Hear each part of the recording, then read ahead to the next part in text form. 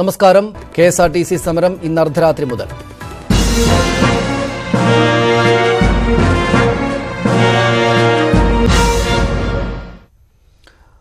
ഇന്ന് അർദ്ധരാത്രി മുതൽ KSRTC ജീവനക്കാരുടെ അനിശ്ചിതകാല സമരം. മാനേജ്മെന്റുമായി നടത്തിയ ചർച്ച പരാജയപ്പെട്ടതോടെ സമരവുമായി മുന്നോട്ടു പോവുകയാണെന്ന് സമരസമിതി അറിയിച്ചു.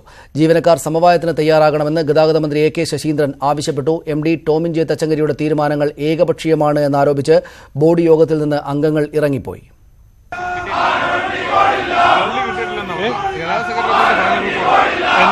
പിരിച്ചുവിട്ട താൽക്കാലിക ജീവനക്കാരെ തിരിച്ചെടുക്കുക, ഡ്യൂട്ടി പരിഷ്കരണത്തിലെ അപാകത പരിഹരിക്കുക, ശമ്പള പരിഷ്കരണം നടപ്പാക്കുക തുടങ്ങിയ ആവശ്യങ്ങൾ ഉന്നയിച്ചായിരുന്നു സംയുക്ത ട്രേഡ് യൂണിയൻ പണിമുടക്ക് പ്രഖ്യാപിച്ചത്. MDയുമായുള്ള ചർച്ചയിൽ ഉറപ്പുകളൊന്നും ലഭിച്ചില്ല. തുടർന്ന് പ്രത്യേകം യോഗം ചേർന്നാണ് സമരത്തിലേക്ക് നീങ്ങാൻ തൊഴിലാളി സംഘടനകൾ തീരുമാനിച്ചത്. ഇന്ന് രാത്രി മുതൽ ദീർഘദൂര ബസ്സുകളടക്കം സർവീസ് നടത്തേണ്ടെന്നാണ് തീരുമാനം. നിയമപരമായി ട്രേഡ് യൂണിയൻ ആക്ട് അനുസരിച്ച് പണി മുടക്കാൻ പണിയെടുക്കുന്ന തൊഴിലാളിക്ക് അവകാശമുണ്ട്. അത് തൊഴിലാളി ശമ്പളം നിഷേധിച്ചുകൊണ്ട് പണി മുടക്കുന്നത് അവർ മറ്റു മാർഗങ്ങളെല്ലാം അടയുമ്പോൾ മാത്രമാണ്. സംയുക്ത ട്രേഡ് യൂണിയൻ മുന്നോട്ട് വെച്ച ആവശ്യങ്ങളിൽ സർക്കാരാണ് തീരുമാനമെടുക്കേണ്ടതെന്നും KSRTCയുടെ ഇപ്പോഴത്തെ സാമ്പത്തിക അവസ്ഥ പരിഗണിച്ച് പണിമുടക്കിൽ നിന്ന് പിന്മാറണമെന്ന് MD ടോമിൻ ജെ തച്ചങ്കരി പറഞ്ഞു. പുതിയ കമ്മിറ്റികളെ ഫോം ചെയ്തുകൊണ്ട് ശമ്പള പരിഷ്കരണ ചർച്ച മുന്നോട്ട് പോവുകയാണ് വേണ്ടത്. അപ്പോൾ അതിനകത്തും ഒരു പോസിറ്റീവായിട്ടുള്ള ഒരു തീരുമാനം മാനേജ്മെന്റ് ഭാഗത്തുനിന്ന് ഉൾക്കൊണ്ടിട്ടുണ്ട്. തൊഴിലാളികൾ സമവായത്തിന് തയ്യാറാകണമെന്നും സമരം താങ്ങാൻ KSRTCക്ക് കഴിയുമോ എന്ന് നേതാക്കൾ ചിന്തിക്കണമെന്നുമായിരുന്നു ഗതാഗത മന്ത്രി AK ശശീന്ദ്രന്റെ പ്രതികരണം. സാഹചര്യത്തിന്റെയും സാമ്പത്തിക സ്ഥിതിയുടെയും കാര്യങ്ങൾ പരിഗണിച്ച് സമവായത്തിലേക്ക് എത്താൻ തൊഴിലാളി സംഘടനാ നേതാക്കൾ തയ്യാറാകണം. ഇതിനിടെ KSRTC ബോർഡ് യോഗവും തർക്കത്തെ തുടർന്ന് പിരിഞ്ഞു. MD ഏകപക്ഷീയ നിലപാട് സ്വീകരിക്കുകയാണെന്നും തീരുമാനമെടുത്ത ശേഷം ബോർഡിന്റെ അംഗീകാരം നേടിയെടുക്കുന്നതാണ് MDയുടെ രീതിയെന്നും അംഗങ്ങൾ ആരോപിച്ചു. ന്യൂസ് 18 തിരുവനന്തപുരം. KSRTC ജീവനക്കാർക്ക് മുന്നിൽ നിയമപരമായ മാർഗങ്ങൾ ഉള്ളപ്പോൾ സമരം എന്തിനാണെന്ന് ഹൈക്കോടതി. ബസ്സിൽ സഞ്ചരിക്കുന്ന ജനങ്ങൾക്കും അവകാശങ്ങളുണ്ടെന്ന് കോടതി പറഞ്ഞു. ഒത്തുതീർപ്പ് ചർച്ച സംബന്ധിച്ച് സർക്കാർ വിശദീകരണം നൽകാൻ കോടതി നിർദ്ദേശിച്ചു. വിവരങ്ങളുമായി N ശ്രീനാഥ് കൊച്ചിയിൽ നിന്നും ഉമേഷ് ബാലകൃഷ്ണൻ തിരുവനന്തപുരത്തു നിന്നും ചേരുന്നു. ആദ്യം ശ്രീനാഥിലേക്ക്. ശ്രീനാഥ്, കോടതിയിൽ ഇന്ന് എന്തൊക്കെയാണ് ഉണ്ടായത്?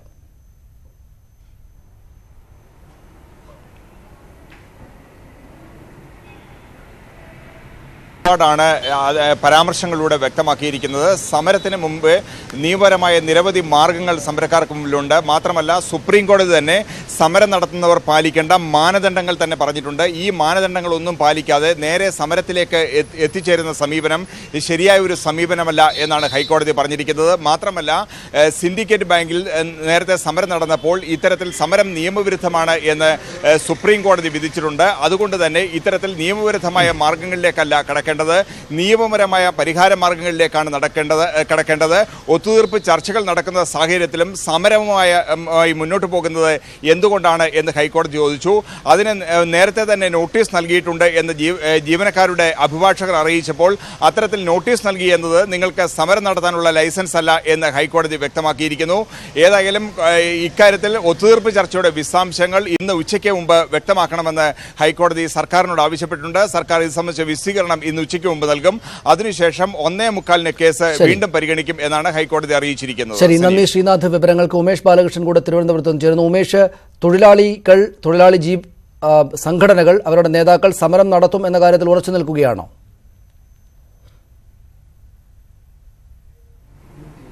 അത്തരമൊരു തീരുമാനത്തിൽ ഇപ്പോൾ തൊഴിലാളി സംഘടനകൾ ഉറച്ചു നിൽക്കുകയാണ്.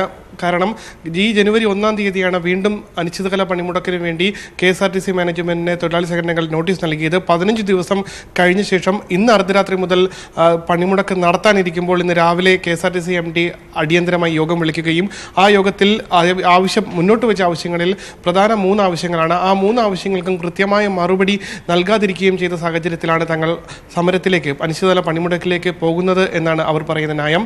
ഇനി പണിമുടക്ക് ഒരുപക്ഷെ പണിമുടക്കിലേക്ക് കടക്കുന്നതിന് മുൻപ് ഇനിയും മണിക്കൂറുകളുണ്ട്. ഈ മണിക്കൂറുകളിൽ ഒരുപക്ഷെ ഹൈക്കോടതിയിൽ നിന്ന് പണിമുടക്ക് നിരോധിച്ചുകൊണ്ടോ അല്ലെങ്കിൽ പണിമുടക്ക് തടഞ്ഞുകൊണ്ടോ ഒരു ഉത്തരവ് ഉണ്ടാകുക, അല്ലെങ്കിൽ മന്ത്രിതലത്തിൽ ഇടപെട്ട് ഈ പ്രശ്നം പരിഹരിക്കുക, ഈ 2 കാര്യങ്ങൾ മാത്രമേ ഇനി മുന്നിലുള്ളൂ. അത് നടന്നില്ല എങ്കിൽ ഇന്ന് അർദ്ധരാത്രി മുതൽ KSRTC ബസ്സുകൾ ഓടില്ല. ദീർഘദൂര സർവീസുകളുണ്ട്, അന്തർ സംസ്ഥാന സർവീസുകളുണ്ട്. അവയെല്ലാം രാത്രികാലങ്ങളിലാണ് കൂടുതലായി സർവീസ് നടത്തുന്നത്. ആ സർവീസുകളടക്കം തടഞ്ഞുകൊണ്ട്, അതായത് 12 മണിക്ക് ശേഷം ഒരു ബസ്സുകളും ഓടാത്ത രീതിയിൽ സമരം ശക്തമായി തന്നെ മുന്നോട്ട് കൊണ്ടുപോകാനാണ് അവരുടെ തീരുമാനം. നന്ദി ഉമേഷ്. വിവരങ്ങൾക്ക് ഇന്ന് 12 മണിക്ക് ശേഷം ഒരു KSRTC ബസ് ഓടുകയില്ല എന്ന നിലപാട് ഉറപ്പിച്ച് നിൽക്കുകയാണ്. ആ നിലപാടിൽ തൊഴിലാളി യൂണിയനുകൾ സമരക്കാർ. മറ്റ് വാർത്തകളിലേക്ക്. ശബരിമല ദർശനത്തിലെത്തിയ 2 സ്ത്രീകളെ ബലം പ്രയോഗിച്ച് തിരിച്ചിറക്കി പോലീസ്. കണ്ണൂരിൽ നിന്നുള്ള രേഷ്മ നിശാന്ത്, ഷാനില സജീഷ് എന്നിവരെയാണ് പ്രതിഷേധത്തെ തുടർന്ന് നീലിമലയിൽ നിന്ന് തിരിച്ചിറക്കിയത്. ദർശനം നടത്താതെ മടങ്ങില്ല എന്ന് പ്രഖ്യാപിച്ച് ഇരുവരും പോലീസ് ക്യാമ്പിൽ നിരാഹാര സമരം തുടങ്ങി. പുലർച്ചെ 4:15 നീലിമലയിൽ പൊടുന്നനെ പ്രതിഷേധം ആരംഭിച്ചത്. മകരവിളക്കിന് ശേഷം ശാന്തമായിരുന്ന ശബരിമല വീണ്ടും വാർത്തകളിലേക്ക് എത്തുകയായിരുന്നു. സുപ്രീം കോടതി വിധിക്ക് പിന്നാലെ തന്നെ വ്രതം ആരംഭിച്ചെന്ന് പ്രഖ്യാപിച്ച കണ്ണൂർ സ്വദേശികളായ രേഷ്മ നിശാന്തും ഷാനില സജീഷും ഇന്നലെ രാത്രിയാണ് പമ്പയിലെത്തിയത്. 7 പുരുഷന്മാരടങ്ങുന്ന 9 അംഗ സംഘം പുലർച്ചെ 4 മണിക്ക് മല കയറാൻ തുടങ്ങി.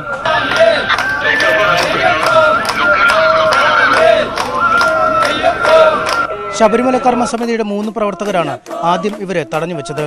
പിന്നീട് 2 പേർ കൂടി ചേർന്ന് ശരണം വിളി ആരംഭിച്ചു. അരമണിക്കൂറിന് ശേഷം പോലീസ് 5 പ്രതിഷേധക്കാരെയും അറസ്റ്റ് ചെയ്തു. പക്ഷേ മുന്നോട്ട് യാത്ര വേണ്ടെന്നാണ് ഇരുവരോടും പോലീസ് പറഞ്ഞത്. സമാധാനം നിലനിർത്തേണ്ടത് ആരാണ്? RSS ആരാണോ ഇവിടെ ഭരിക്കുന്നത്? അവരാണോ തീരുമാനിക്കുന്നത്? കോടതി ഉത്തരവിന് ഇവിടെ ഒരു വിലയില്ലേ? അവരുടെ ഉത്തരവാണോ? കോയമ്പത്തൂരിലെ കോവി ധർമ്മരാജ അരശപീഠ മഠത്തിൽ നിന്നെത്തിയ 80 അംഗ സംഘവും പ്രതിഷേധക്കാർക്ക് ഒപ്പം കൂടി. തുടർന്നുള്ള 3.5 മണിക്കൂറിൽ പോലീസ് യുവതികളുമായും സംഘാംഗങ്ങളുമായും പലതവണ ചർച്ച നടത്തി.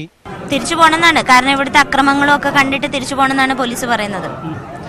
പക്ഷെ തിരിച്ചു പോയി കഴിഞ്ഞാൽ പിന്നീട് വന്ന് കയറാൻ പറ്റുന്നുള്ള ഒരു വിശ്വാസം ഞങ്ങൾക്ക് തൽക്കാലം ഇല്ല. അത്രയും 3 ദിവസങ്ങളാണുള്ളത്. ഒടുവിൽ വനിതാ പോലീസ് എത്തി 2 പേരെയും ബലം പ്രയോഗിച്ച് സ്ഥലത്തു നിന്നും നീക്കി. യാത്രയിൽ ഇരുവരും നിരാഹാര സമരത്തിലുമാണ്.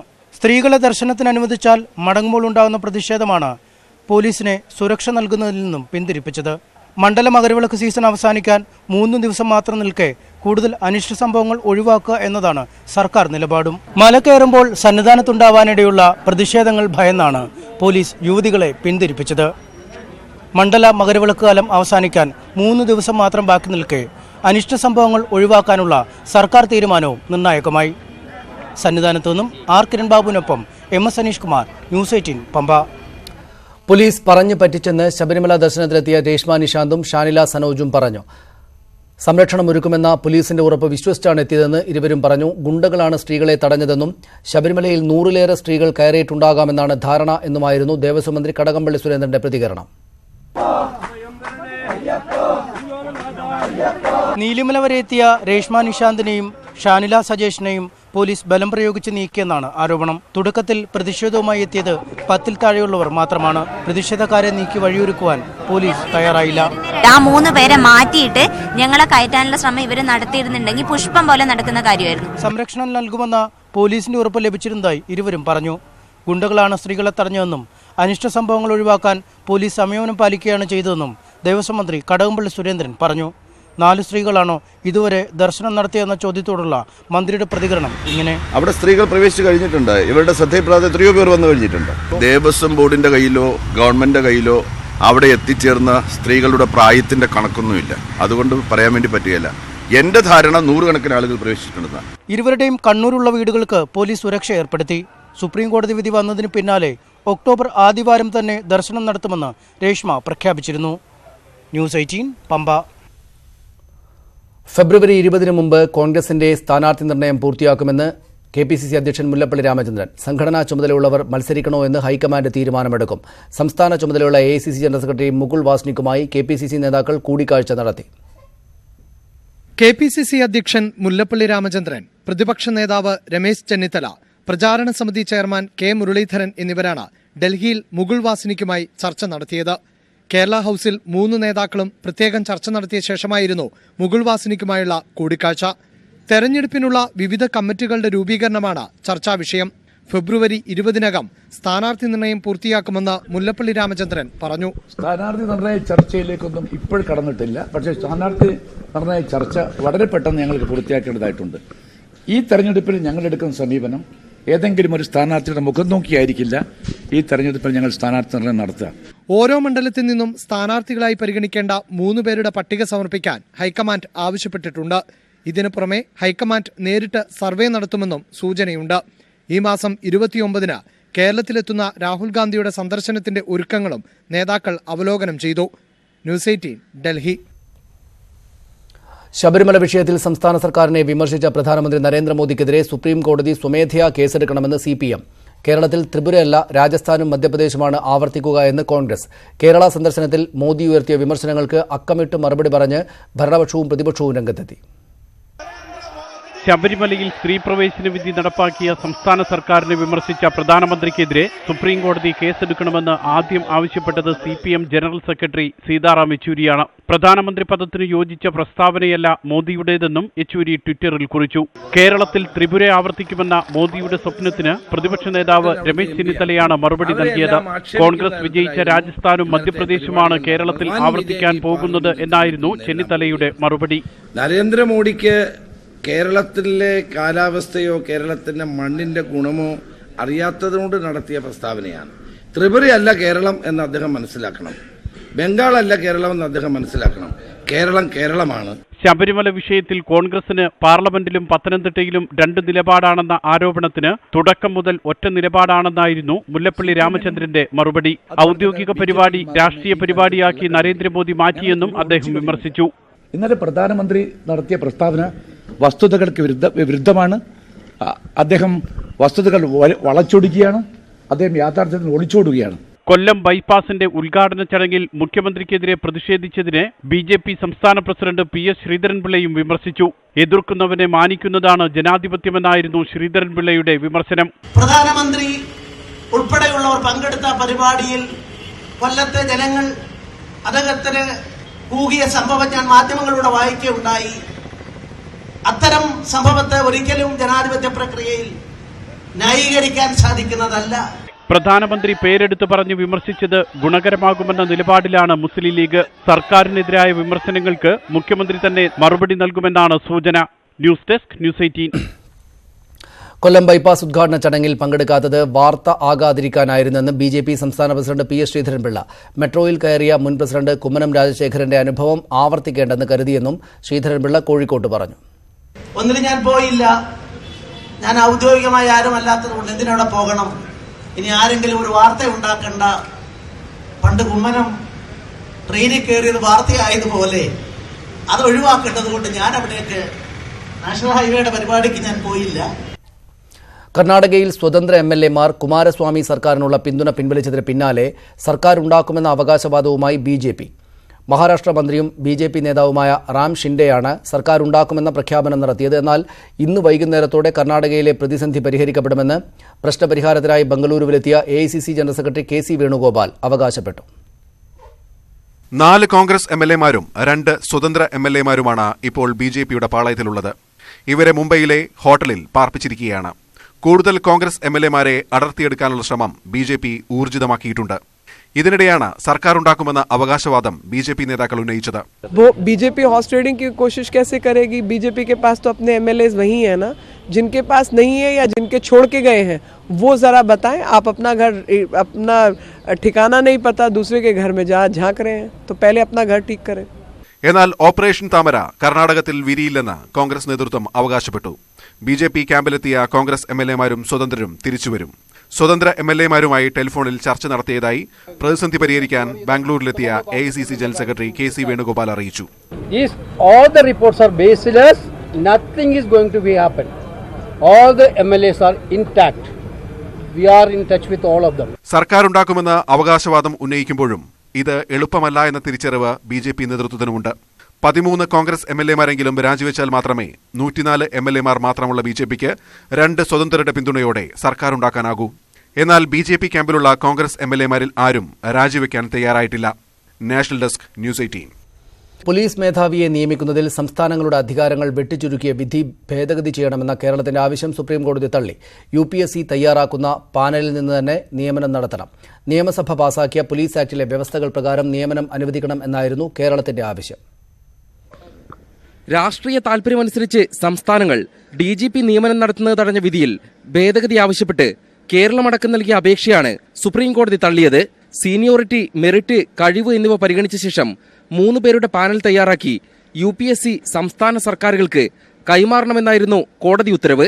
ഈ പാനലിൽ നിന്ന് സംസ്ഥാനങ്ങൾക്ക് ഇഷ്ടമുള്ള ഉദ്യോഗസ്ഥനെ തിരഞ്ഞെടുക്കാം. പ്രകാശ് സിംഗ് കേസിലെ വിധിയുടെ അടിസ്ഥാനത്തിൽ 2011 നിയമസഭ കേരള പോലീസ് ആക്ട് പാസാക്കിയതിനാൽ നിയമന മാർഗരേഖ കേരളത്തിന് ബാധകമല്ലെന്നായിരുന്നു സംസ്ഥാന സർക്കാർ വാദം. എന്നാൽ പഞ്ചാബ് പോലീസ് ആക്ട് ചോദ്യം ചെയ്ത് നൽകിയിരിക്കുന്ന ഹർജികളിൽ അന്തിമ വിധി വരുന്നതുവരെ 2018 ഉത്തരവ് നിലനിൽക്കുമെന്ന് ചീഫ് ജസ്റ്റിസ് അധ്യക്ഷനായ ബെഞ്ച് വ്യക്തമാക്കി. കേരളത്തിന് പുറമെ പഞ്ചാബ്, പശ്ചിമ ബംഗാൾ, ബീഹാർ, ഹരിയാന സംസ്ഥാനങ്ങൾ നൽകിയ അപേക്ഷകളും അംഗീകരിച്ചില്ല. ഇതോടെ സംസ്ഥാനങ്ങൾ നിയമനത്തിന് യോഗ്യരായവരുടെ പട്ടിക UPSCക്ക് നൽകി മാത്രമേ തുടർ നടപടിയെടുക്കാനാകൂ. M Unnikrishnan, news 18, Delhi. IAS ഉദ്യോഗസ്ഥരെ കൈയയച്ച് സഹായിച്ച് സർക്കാർ. IASകാരുടെ അലവൻസുകൾ വർദ്ധിപ്പിക്കാനും ചെലവുകൾ പരിധിയില്ലാതാക്കാനും മന്ത്രിസഭായോഗം തീരുമാനിച്ചു. ഗവർണറുടെ നയപ്രഖ്യാപന പ്രസംഗത്തിനും മന്ത്രിസഭായോഗം അംഗീകാരം നൽകി. ബില്ലുകൾ നൽകിയാണ് ഇതുവരെ IASകാർ അലവൻസ് കൈപ്പറ്റിയിരുന്നത്. അതിൽ മാറ്റം വരുത്തും. ശമ്പളത്തോടൊപ്പം ഇനി അലവൻസും നൽകും. സീനിയോറിറ്റി അനുസരിച്ച് 3000 മുതൽ 12,000 രൂപ വരെയാണ് IASകാരുടെ അലവൻസ്. ഔദ്യോഗിക വസതിയിൽ സഹായികളെ നിർത്താൻ 3000 രൂപയാണ് ഇതുവരെ അനുവദിച്ചിരുന്നത്. അതിന്റെ പരിധി എടുത്തുകളഞ്ഞു. കുടിവെള്ളത്തിന്റെയും വൈദ്യുതിയുടെയും പൂർണ്ണ ചെലവ് സർക്കാർ വഹിക്കും. നിലവിൽ ബില്ലിന്റെ 50% നൽകുന്നത്. സ്വകാര്യ ആവശ്യങ്ങൾക്ക് വാഹന ഇന്ധന ചെലവും പരിധിയില്ലാതാക്കി.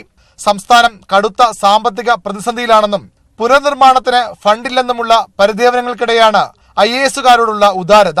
17ാം ശമ്പള കമ്മീഷൻ ശുപാർശയുടെ ഭാഗമായാണ് യാത്രാബത്ത വർധനയെന്നാണ് വിശദീകരണം. ന്യൂസ് 18 തിരുവനന്തപുരം. ശബരിമല മേൽനോട്ട സമിതി ഹൈക്കോടതിയിൽ പുതിയ റിപ്പോർട്ട് സമർപ്പിച്ചു. പോലീസുകാർ കാവൽ നിൽക്കുന്ന ഗേറ്റ് വഴി യുവതികൾ എങ്ങനെ സന്നിധാനത്തെത്തിയെന്ന് അറിയില്ലെന്ന് നിരീക്ഷക സമിതി റിപ്പോർട്ടിൽ പറയുന്നു. കുടിമരത്തിനടുത്ത് കൂടി ശ്രീകോവിലിന് മുന്നിലേക്ക് സാധാരണ നിലയിൽ ആരെയും കടത്തിവിടാറില്ല. അജ്ഞാതരായ 5 പേർക്കൊപ്പമാണ് യുവതികൾ സന്നിധാനത്തെത്തിയതെന്നും റിപ്പോർട്ട് പറയുന്നു. വിവരങ്ങളുമായി N ശ്രീനാഥ് ചേരുന്നു. ശ്രീനാഥ്, മറ്റെന്തൊക്കെയാണ് റിപ്പോർട്ടിലുള്ളത്?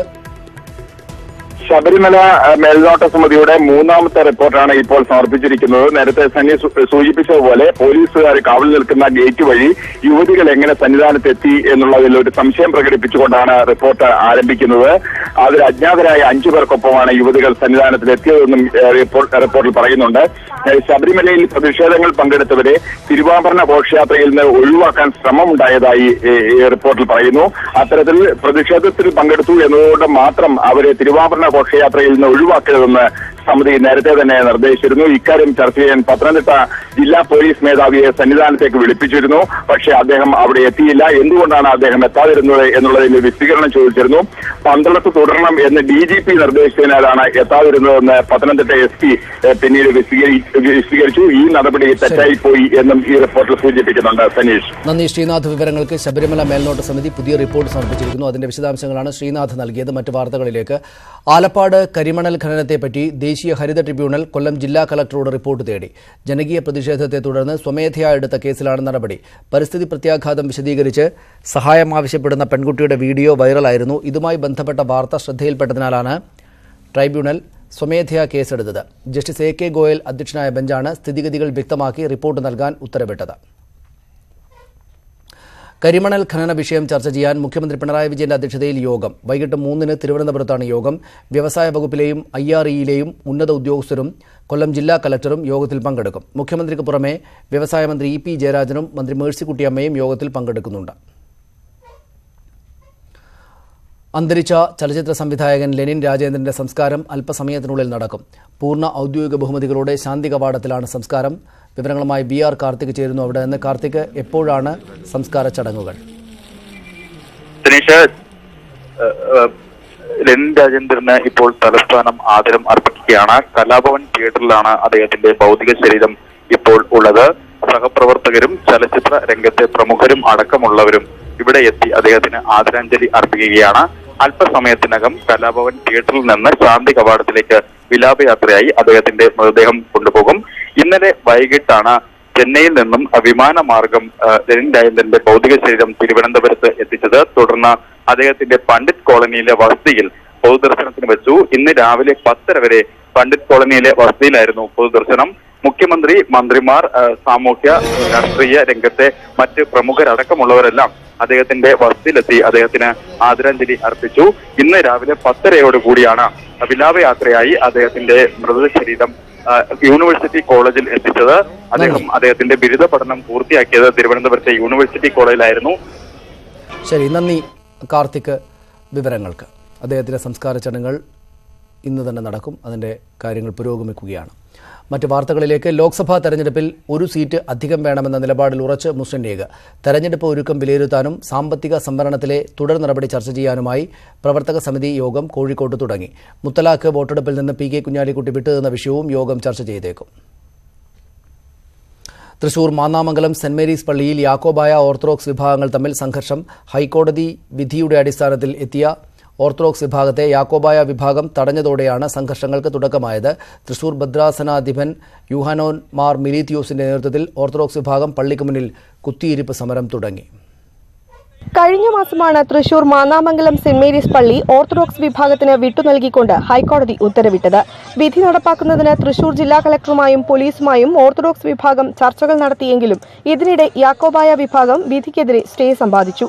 സ്റ്റേ കാലാവധി കഴിഞ്ഞ സാഹചര്യത്തിൽ ഓർത്തഡോക്സ് വിഭാഗം ഇന്ന് രാവിലെ 10 മണിയോടെ പള്ളിക്ക് മുന്നിലെത്തി.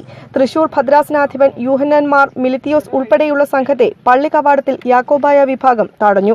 ഗേറ്റ് പൂട്ടിയ ശേഷം 300ഓളം വരുന്ന യാക്കോബായ വിഭാഗം വിശ്വാസികൾ പള്ളിക്കകത്ത് തുടരുകയാണ്.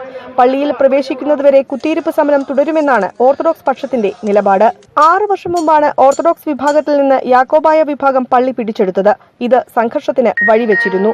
തുടർന്ന് ഏറെ നിയമ നടപടികൾക്ക് ശേഷമാണ് ഓർത്തഡോക്സ് വിഭാഗത്തിന് അനുകൂലമായി കോടതി വിധി വന്നത്. ന്യൂസ് 18 തൃശൂർ. മുനമ്പം മനുഷ്യക്കടത്തിൽ കൂടുതൽ തെളിവുകൾ കിട്ടാതെ നട്ടം തിരിഞ്ഞ് പോലീസ്. 41 പേർ കൊച്ചി തീരത്ത് നിന്ന് അനധികൃതമായി കടക്കും വരെ ഒരു സൂചന പോലും ലഭിക്കാതിരുന്നതിന്റെ അമ്പരപ്പിലാണ് അന്വേഷണ സംഘം. ഇടനിലക്കാർ എന്ന് കരുതുന്നവരെക്കുറിച്ച് സൂചന ലഭിച്ചെങ്കിലും ഇവർ എവിടെയുണ്ട് എന്ന് സ്ഥിരീകരിക്കാൻ സാധിച്ചിട്ടുമില്ല. തിരുവള്ളൂർ സ്വദേശിയായ ശ്രീകാന്ത് എന്ന പേരിനപ്പുറം മനുഷ്യക്കടത്തിനെക്കുറിച്ച് പോലീസിന് ഇതുവരെ മറ്റൊരു വിവരവും ലഭിച്ചിട്ടില്ല. ശ്രീകാന്തിനൊപ്പം ബോട്ടിന്റെ ഉടമയായ അനിൽകുമാറും കച്ചവടത്തിന്റെ ഇടനിലക്കാരനുമാണ് നിരീക്ഷണത്തിലുള്ള 2 പേർ. ഇന്നലെ ഇരുവരെയും പോലീസ് വിശദമായി ചോദ്യം ചെയ്തു. മനുഷ്യക്കടത്തിനെക്കുറിച്ച് അറിയില്ലെന്നാണ് ഇരുവരും പറയുന്നത്. അതിനാൽ ഇതുവരെ അറസ്റ്റ് രേഖപ്പെടുത്തിയിട്ടില്ല. ഇത്രയേറെ ആളുകളെ കുത്തിനിറച്ച് ബോട്ട് തീരം വിട്ട സാഹചര്യം അതീവ ഗുരുതര സുരക്ഷാ വീഴ്ചയായാണ് വിവിധ ഏജൻസികൾ കരുതുന്നത്.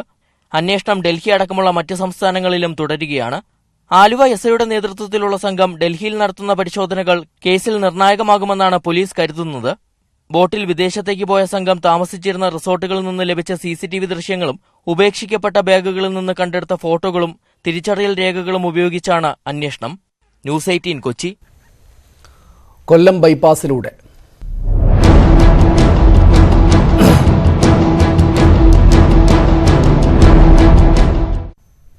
ഉദ്ഘാടനം കഴിഞ്ഞതോടെ തന്നെ കൊല്ലം ബൈപ്പാസ് സജീവമായി. ദീർഘദൂര യാത്രക്കാർക്ക് വലിയ നേട്ടമായ പുതിയ പാത യാത്രക്കാർക്ക് പുത്തൻ അനുഭവമാണ് സമ്മാനിക്കുന്നത്.